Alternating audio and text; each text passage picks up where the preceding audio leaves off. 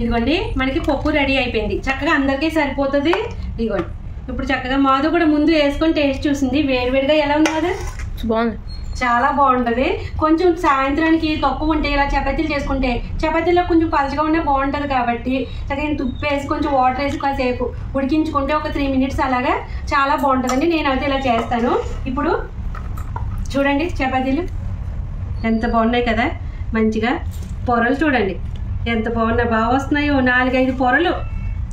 ఇగోండి ఈ మధ్యలో ఒకటి ఇదొకటి వస్తూనే ఉన్నాయి పొరలు. అయితే మంచిగా మీకు ఇలా ఇప్పి చూపిస్తా అర్థమవుతుంది. కంపల్సరీ 4 పొరలు.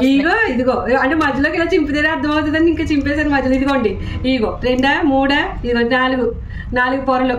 చపాతీలు అయితే చాలా బాగా వస్తున్నాయండి, సూపర్గా ఉన్నాయి. ఇప్పుడు చక్కగా మీకు ఆ పప్పు వేసుకొని తినేసి చూపిస్తాను ఎలా ఉన్నాయి ఏంటి అన్నది. ఇలా వేడివేడిగా కొంచెం పప్పు అలా వేసుకొని, ఆలూ ఫ్రై ఉంది కదా అది కూడా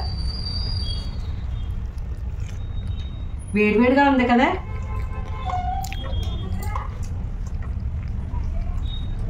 అది రూపాయలండి.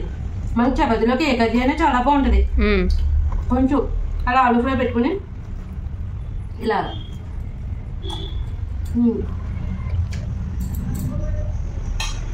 మనం చేసుకునే విధానాన్ని బట్టి మనం ఎంతో టేస్టీ ఫుడ్ తినచ్చు అనమాట ఇలాగా కదా.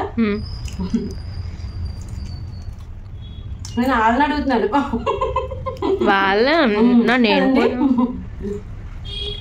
ఎంత బాగుందండి. చక్కగా పాలకూర పప్పును ఇది చపాతీ చాలా బాగుంది.